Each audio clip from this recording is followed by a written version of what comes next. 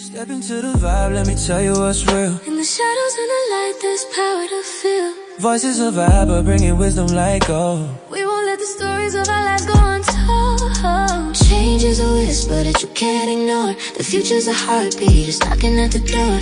Every lesson Joining us today, a nationally recognized, licensed clinical psychologist, licensed in New York, New Jersey, and Connecticut, Dr. Darlene Garlington, and your host, Tarell Huddleston. Welcome to the Voices of ABBA, where we highlight leaders, conversations that are shaping our communities. Today we're discussing an issue that impacts families, youth, and seniors across our neighborhoods, mental health. We're seeing increasing challenges among young people, isolation among seniors, and ongoing stigma in Black, African, American, and Latino, Hispanic, and Caribbean communities when it comes to seeking support. We're honored to be joined by Dr. Darlene Powell Garlington, who brings both a psychology background and a faith-based leadership to her work in emotional healing and community empowerment. Dr. Darlene, thank you for joining us today. Thank you for inviting me. It's an honor to be here today. Okay. We want to just dive right in. We want to ask you a few questions and just try to gauge some of your expertise in this field. So I'm going to just dive right into the first question and get started. Absolutely. To start, we're seeing growing mental health challenges across youth, seniors, and underdeserved communities. From your perspective, what is the biggest mental health issue affecting our communities right now? I think the biggest is probably emotional regulation. It's our ability to deal with our emotions and not allow them to overpower us. Whether that's we're angry, we have a right to be angry, how do we express it in a healthy way? If we're sad, that's normal. If we feel like we want to be able to express that, it's being able to do it in a way that's healthy. Because sometimes we let it build up, and then when we end up expressing it, it's in ways that are self-defeating. I think that's key that you say that. And I noticed, just in my own development in life and stuff like that, that's not a common conversation that's had when you talk about emotional regulation. Like, how do you identify emotion as a child that's growing up and no one ever identified what these different feelings were? So you're just more like in a reactionary type of, default. Absolutely, because we tend to react rather than respond. And between what we think and what we do is thought. The impulses that we have. Like if somebody cuts me off the road, right? If I'm going to be impulsive, I'm going to follow them. If they said something to me I don't like, when I was in my 20s, I don't do that anymore. I'm going to try to give it back to them. But I can stop and think. I don't have to be reactionary. I can respond. And that was a true story. Like people used to actually give you the finger. And I used to say, I got to give it back. And now I stop and I give them the peace sign. Yeah. And to me, that peace sign is more about me. I'm not going to let something outside of me control me. I'm going to control myself. And I'm listening to my music. I'm enjoying my day. And then somebody else is going to trigger me to give that up. So instead, as a reminder to self-reflect and then to regulate my own emotions, I'll give the peace sign. So it's definitely, what I'm hearing is definitely important to have some sense of self-awareness so that you can know like something that's not in you shouldn't come out of you. So if someone is coming with let's say negative energy, if that's not your energy, you shouldn't affirm that energy. You should stay into the energy that you already coming, which is it's like if you go into, I remember one time, I'll give you a scenario. I was going to the store, and this is when I had shifted my mindset into not allowing someone else's issues to become mine. So I'm going to the store. The guy was being nasty this day for some reason. And I was in that mode of not giving them what they give me. And I just was nice to him. And it shifted his whole mood. So whatever he was going through had nothing to do with me. And I didn't personalize it. I just stayed true to who I was. And whatever he was going through, it took him out that moment because I said something playful. And he got into that playful mode. So it shifted his whole dynamic. So you didn't let it escalate. That you said that. No, but I love what you just said because you didn't let it escalate in that moment. You stopped and you had empathy. Yeah. You said, I don't know what this man is going through, and I'm not going to come out of my character in order to respond to his energy. And you shifted that dynamic. And that's what, Christ stood for. Can we stand in a moment and show genuine compassion for another human being and change our behavior? And that's also locus of control, because locus of control is saying, I'm going to decide how I respond. I'm not going to let something outside of me tell me how to respond. Taking your power back. Yes. Right, because the moment you respond to someone else, you're giving them the power that's already yours. Absolutely. And I said a little wrong earlier. Between stimulus is that guy showing you negativity and having an attitude, and response would be you can come back at him, or you can say what you did. You can say, I'm going to step back and I'm going to treat him with humanity. And that's thought. Yeah. So between stimulus and response is thought. And that's what you demonstrated. You demonstrated that I have the power of my thought. One of my greatest heroes is Nelson Mandela. Now, he was in prison saying they're not going to define me. They cannot control my thoughts. They can control my environment. But they can't control my mind. That's big. I'm going to throw some numbers out there just to give some context to some of the things that's going on in our community. Within 1 to 5 youth are experiencing mental health disorders, and suicide being the second leading cause of death among ages 10 to 14. I'm going to say that again. The ages 10 to 14. What do you believe is driving this crisis, particularly among youth and underserved communities? To some extent, social media. I think we have to normalize, first and foremost, that everybody has challenges. Everybody has struggles. Sometimes it's adversity, sometimes it's trauma. It's helping youth to know that it's temporary, because suicide is a permanent solution to a temporary problem. So if they can recognize that this too shall pass, whatever it is I'm going through right now is not going to be forever. And then having resources. And when we normalize it, then they know that they can go and talk to somebody. They don't feel like going to talk to somebody means that there's something wrong with them. It's empowering, and it shows them that vulnerability is courage. To say I hurt and something is really painful for me takes courage. That's not soft. That's not weak. That's strong. And I think that's big that you say that. And I want to keen in on that, because one thing, when you grow up in the African American environment, family and things like that, a lot of times the emotional strength is shown in a way where it's like you're not supposed to show your emotions. Yes. So you identify strength as nonchalant. You wind up becoming nonchalant because that's the men that you see before you, and that's what's told to you is being strong as a boy. Even when you're a boy, they tell you, don't cry, get up. But the response for little girls is different, and it's like, when does a little boy get to a little boy becoming a man and things like that get to understand what his feelings are if he never gets to experience them?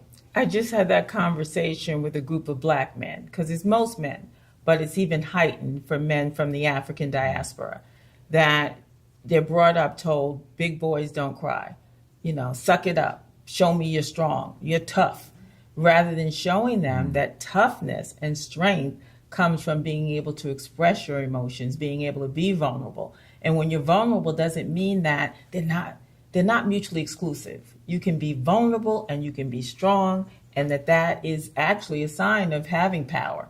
Yeah. To be able to do that, to be authentic and say, I hurt, and it damages relationships too. That's a whole nother conversation when men can't be open about their thoughts and feelings.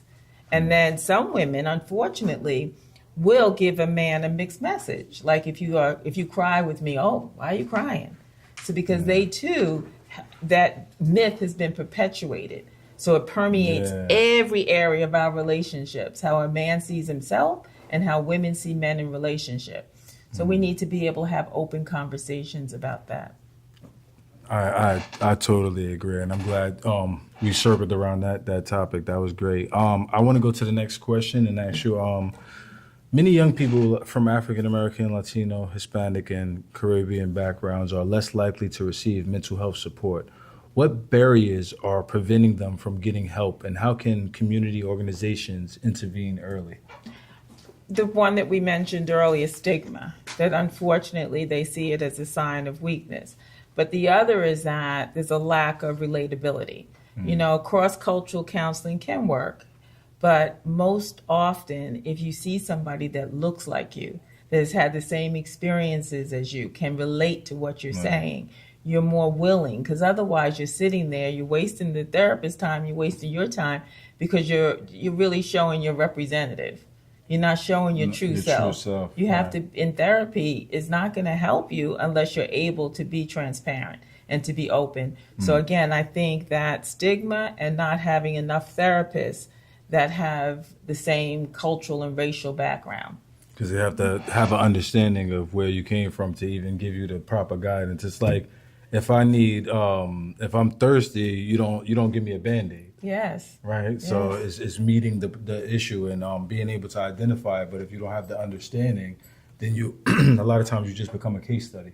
Yes, absolutely. And they're literally learning about you in real time. And, so I definitely understand what you mean about that. Going to the next thing, nearly 20% of adults over 55 experience mental health concerns, and loneliness significantly increases the risk for depression and dementia. How is isolation impacting seniors in our communities, and what can be done to support them?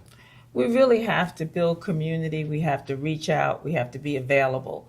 Because when you're sitting alone, you overthink. Your mind ends up going to creating narratives that aren't real. So you create these false narratives of what's happening for you. And, we want people to be able to have conversations, to be able to have connection. Really, and community builds connection. So we see a lot of people, and this economy heightens it in the sense of not feeling like they have somebody that is genuine and cares about them, makes people begin to isolate more.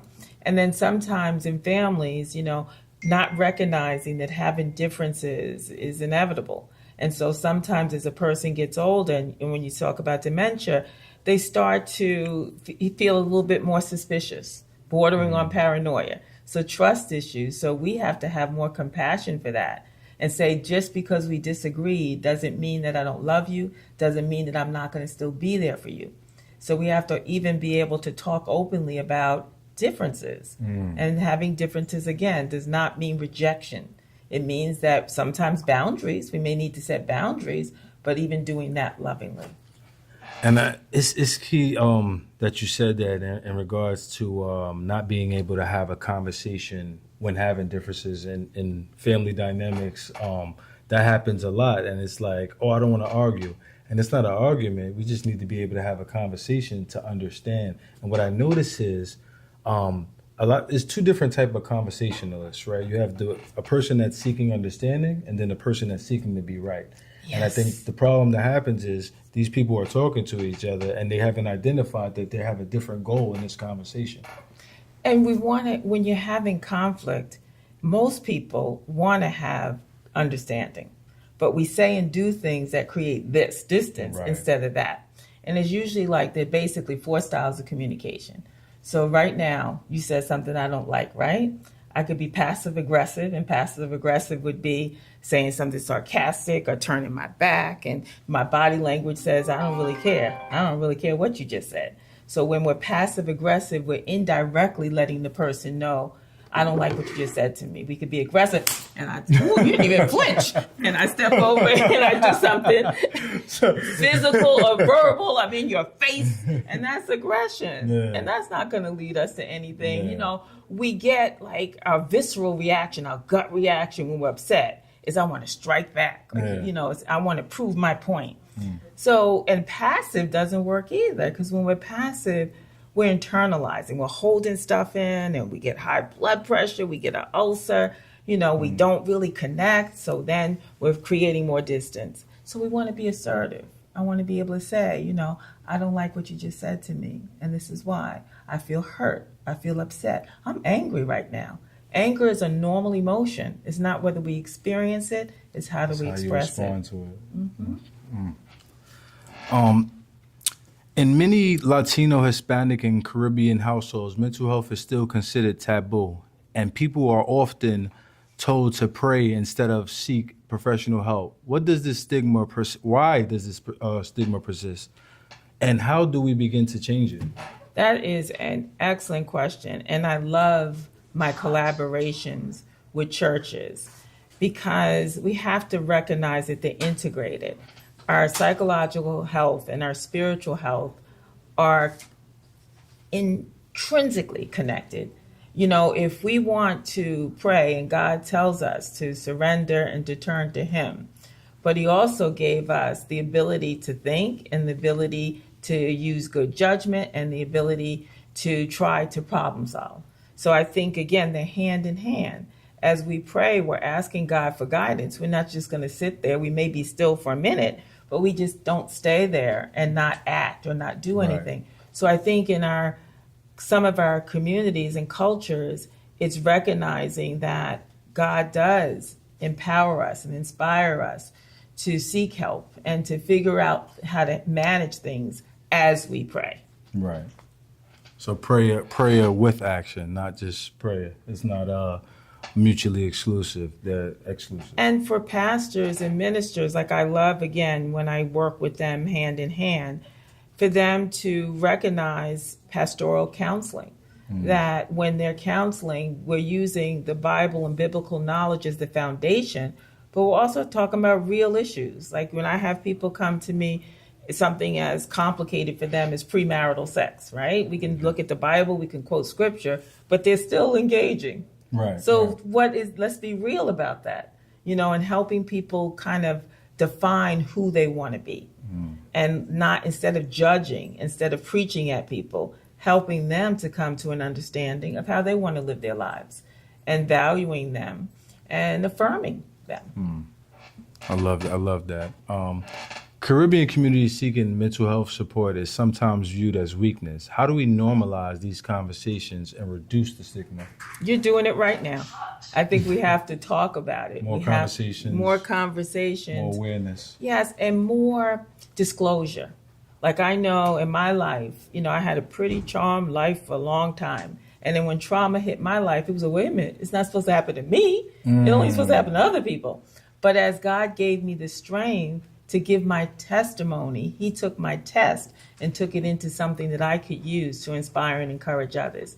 So we have to stop being so secretive and talk about our real life challenges, because everybody goes through something. And if you haven't gone through it yet, just wait for it, because everybody at some point. I love that you said that, and that's one of the reasons why I even wore this shirt. You know, because, you know, like you said, everybody goes through their different struggles at different points. And when I was at a critical point in my life, I was experiencing a lot of those things, and I felt like truth was being suppressed, and everybody valued a person's veil and a representative. Yes. And it wasn't it wasn't trendy to be yourself. It wasn't trendy to tell your truth, and yes. That's one of the reasons, you know, why I came up with that concept, because it was a concept that gave me strength in a time where everything seemed dark.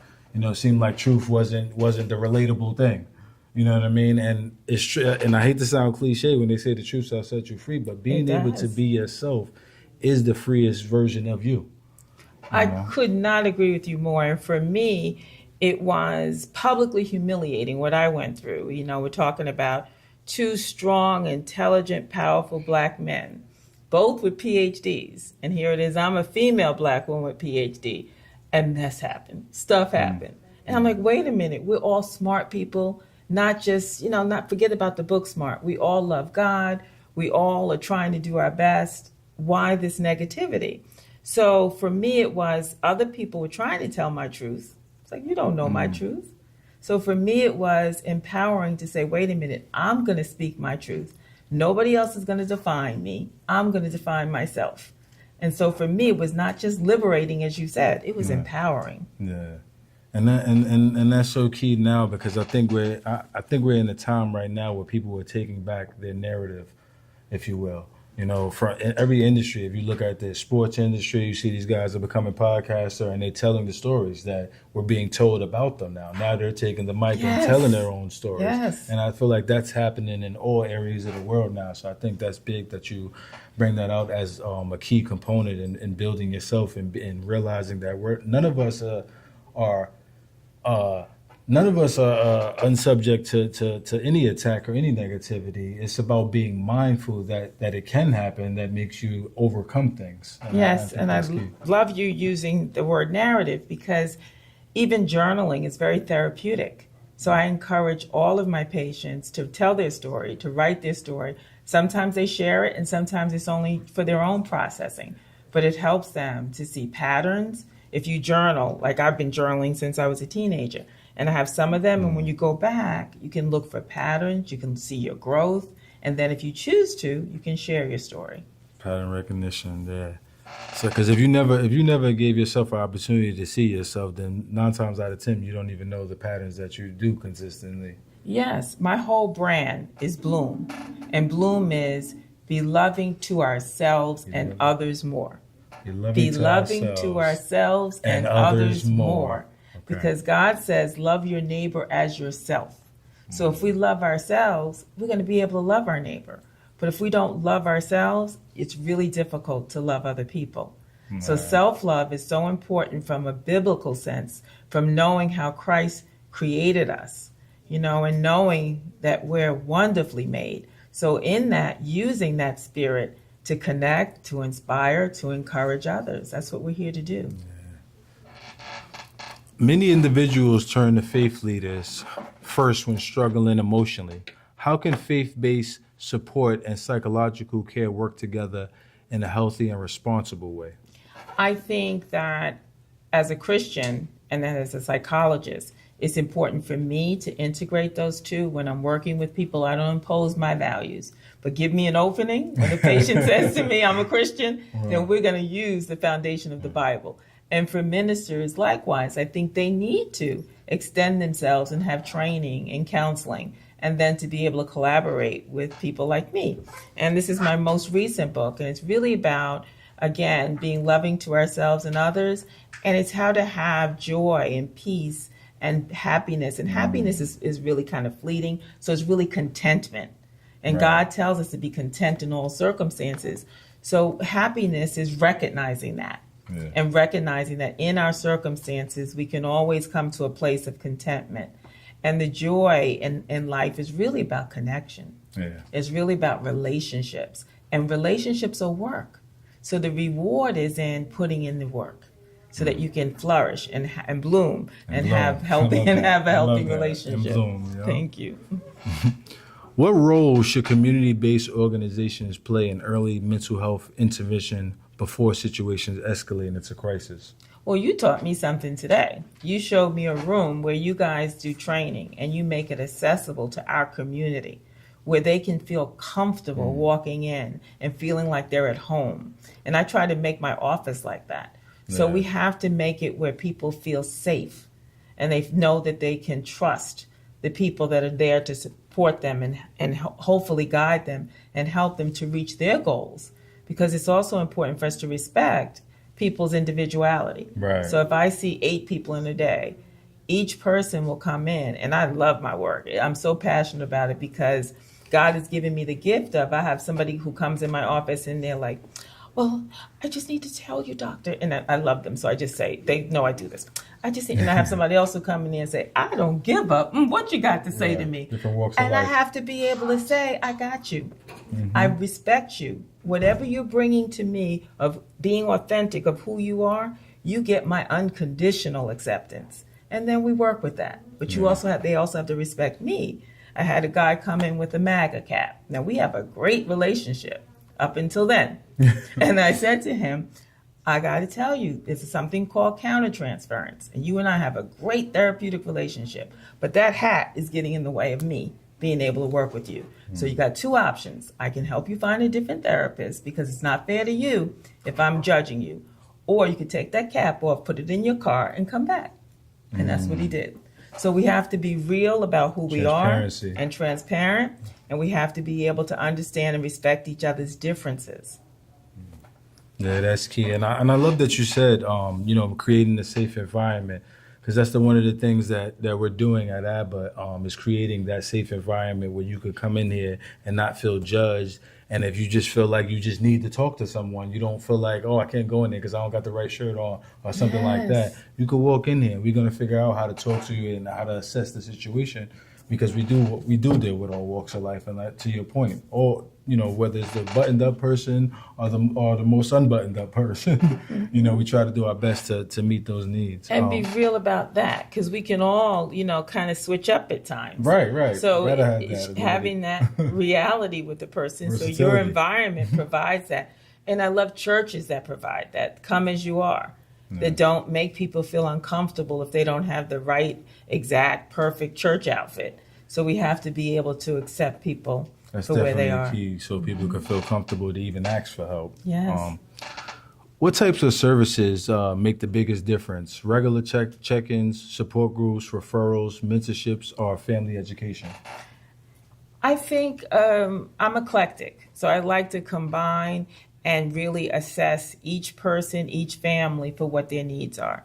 And that means that, you know, some people will say to me, and I love it because I'll encourage them to let me know what they need. Some people want you to be like a life coach. They want you to give them direction and specifics. Other people just want to be heard. Like in my women's group, I run a women's empowerment group. Bloom is the group. And we have in the group where if somebody wants to just express themselves and they don't want feedback, you do this, which means just listen to me. And then if you want somebody to give you feedback, you do this. You say, bring it. I want your constructive criticism. I want whatever you have to tell me about my blind spots. Because sometimes there are things that we can't see about ourselves that others see. When I was much younger, my family members used to tell me, sometimes you get defensive. I'm like, I don't get defensive. I hear what you're saying. I take it in. So if only one person told me that, I could blow it off. But if 5 people that you care about tell you the same thing, you got to look at yourself and self-reflect and make some changes. Self-reflection. If a community organization wanted to create safe spaces for mental health conversations, check-ins, and referrals, what would be the most important elements to include? Food. No, I'm only kidding. You want to make it where people come and whatever it is in that environment that makes them feel at home. You know, I have things in my office and I set it up in a way where people can feel comfortable. If they need to take a pillow and punch that pillow, they can. If they need to hug that pillow, they can. So just thinking about objects and things, you know, I have lots of, you know, artwork that I think engages people, especially people from the African diaspora. I have my mask in my office so they can identify it and they can see themselves. And people, I have a lot of white patients, they can see that too, but they see who I am. And if they're comfortable with that, it works really well. If they're not, I respect that too. But I think, again, making people feel a sense of comfort by feeling like they're sitting at your kitchen table. That's what I tell people. I'm sitting at my couch at home. I want them to feel at ease. Yeah. If you could recommend one practical step for community organizations and families to improve mental health support, what would it be? It would be involvement. How do you get people involved? I was half joking, but yes, refreshments help. Doing things that make people feel like they're being nurtured. And food is nurturing. Doing things that make them feel like they're being cared about. So if you have, you know, in my office, every month I have a different theme. And I give little trinkets. They're nothing big, but people like them, you know, whatever it may be. So having people know that they're nurtured and that you're genuine in how you care for them. Yeah. That's definitely key. And I love that you said that. And because even I get excited when I get an Amazon package, even though I paid for it, I be excited like, oh, this is for me, even though I already know what it is. So I definitely understand that. Yes. Dr. Darlene, I just want to thank you for sharing your insight and helping us have this important conversation. Mental health is not just an individual issue, it's a community issue. When we address stigma, provide support, and create accessible spaces, we strengthen families and improve outcomes for youth and seniors alike. If you or someone you know is struggling, you are not alone. You can call or text 988, the Suicide and Crisis Lifeline, available 24 hours a day. Trained counselors are ready to listen and provide support. If you are experiencing emotional distress and need immediate help, please don't hesitate to reach out. Seeking help is a sign of strength, not weakness. Yes. We also want our community to know that ABBA is here. We are part of the community, and for the community, if you need support, resources, or simply a safe place to start a conversation, you are welcome to come and connect with us. Tarell, thank you for tuning in to Voices of ABBA. Stay connected, stay informed. That's awesome. Thank I you. love ABBA, Father, just the Yeah. image of comfort, the image of protection, the image of love.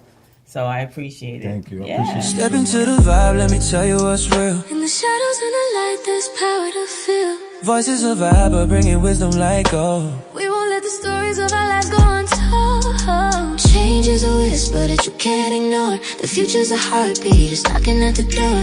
Every lesson learned, every truth that we find, with purpose in our steps. Contact Dr. Garlington with any questions, to make an appointment, to purchase any of Dr. Darlene's books. Phone 516-679-0457.